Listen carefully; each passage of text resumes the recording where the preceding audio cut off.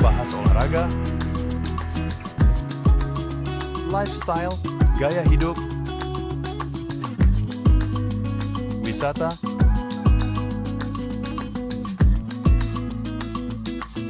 budaya,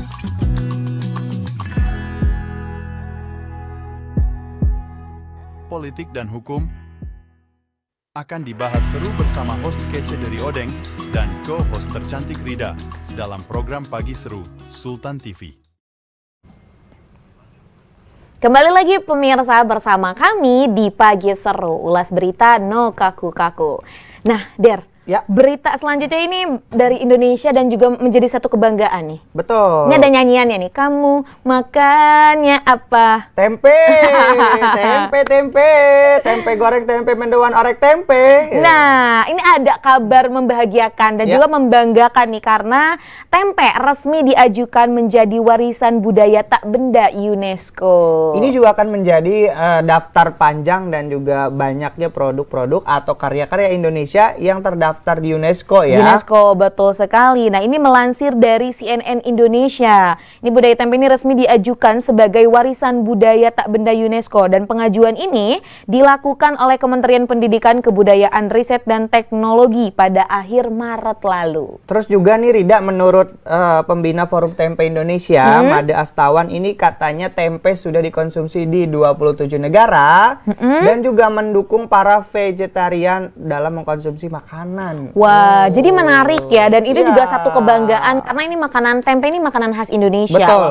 Kalau misal kita melihat ya di negara-negara lain ada, tapi itu pasti asalnya dari Indonesia juga. Originally gitu. From Indonesia. Wow, bangga sekali. Bule ternyata suka loh dengan tempe loh, karena beberapa bule mengatakan tempe itu mungkin rasanya unik karena di negara mereka nggak ada ya. Nggak ada, Terus betul. kandungan proteinnya juga cukup tinggi. Selain itu juga tempe bisa menjadi pilihan pengganti lauk pauk ya, seperti yang tadi diinformasikan bagi mereka yang vegan atau vegetarian. Betul, dan kalau kita melihat ya Del ya, di Indonesia sendiri tempe ini harganya cukup ekonomis sehingga memang bisa dijangkau loh ya oleh berbagai lini masyarakat. Dan tadi ada banyak kandungan-kandungan yang memang dimiliki oleh tempe. Ada loh Der, manfaat tempe yang jarang orang ketahui. Yang pertama, tempe ini meningkatkan sistem kekebalan tubuh karena ada banyak sekali probiotik dan juga antioksidan yang terkandung di dalamnya.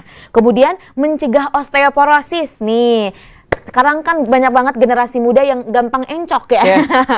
Dan juga tulang-tulang ini rawan. Nah, ini juga memakan tempe ini bisa menjadi salah satu solusinya. Ya, dan kita ketahui juga tempe mengandung antioksidan yang tinggi ya untuk bikin kulit kita kencang dan awet muda. Betul banget, dan ada mencegah kanker, lalu mencegah juga anemia, mencegah diabetes mellitus, dan ada juga nih mencegah asma dan masih banyak lagi. Karena kalau kita melihat ya Der ya, dari tempe ini memang tadi selain mudah dimasak, harganya juga ekonomis, manfaatnya banyak.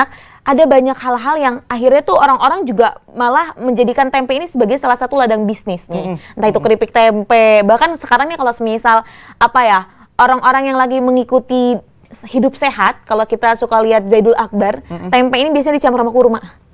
Nah, jadi nambah lagi tuh manfaat yang baiknya. Ya, baik. Dari tempe kita bergeser ke Pilkada Kota Serang nih. Panas nih ya kalau ngomongin pilkada. Beberapa bulan lagi menjelang pilkada, ini nampaknya sudah ada kandidat-kandidat kuat yang akan mendaftarkan diri sebagai bakal calon wali kota Serang ya. Siapa aja sih Der? Nama-namanya itu sebenarnya populer, sering kita lihat ya. Salah satunya seperti Budi Rustandi ya.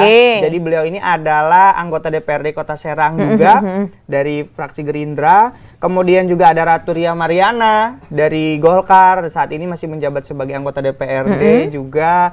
Kemudian juga ada Bambang Janoko. Nah, kalau ini dari PDIP nih. Nah, ini fotonya yang kelihatan garang nih. Tapi Betul hatinya sekali. baik kok. Nah, jadi pernah ngobrol kemarin sama teman aku, kebetulan putrinya beliau, temennya dia itu adalah putri dari Pak Bambang Janoko ini, dan mengatakan sebenarnya baik, cuman memang auranya aja.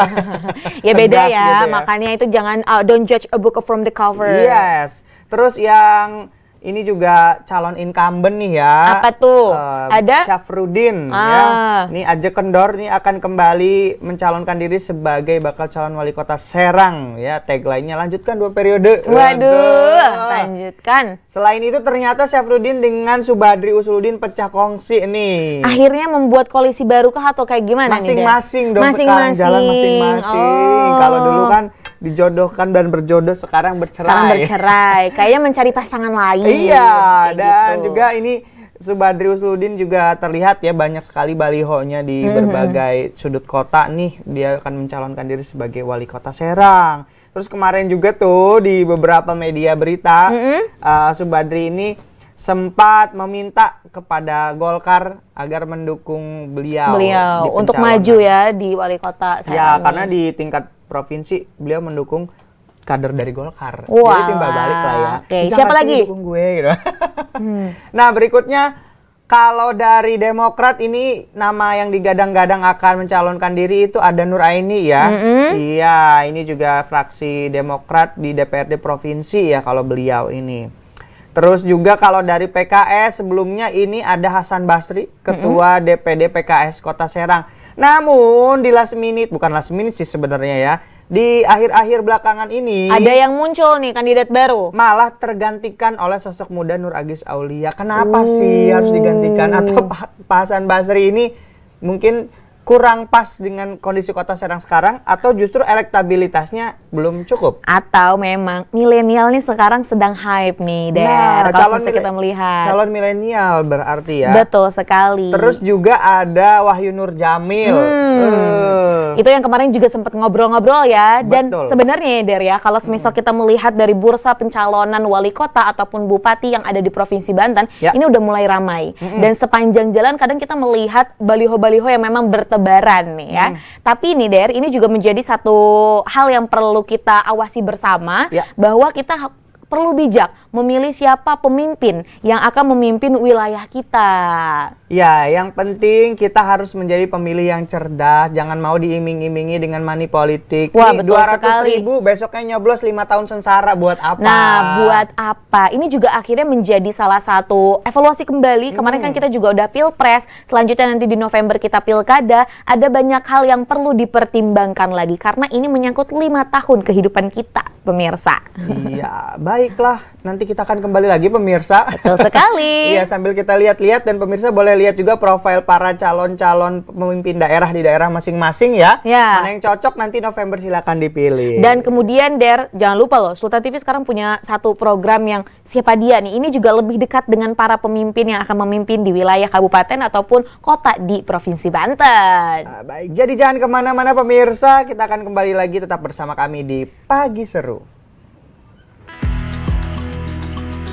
Membahas olahraga, lifestyle, gaya hidup,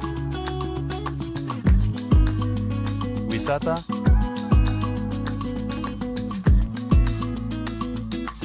budaya,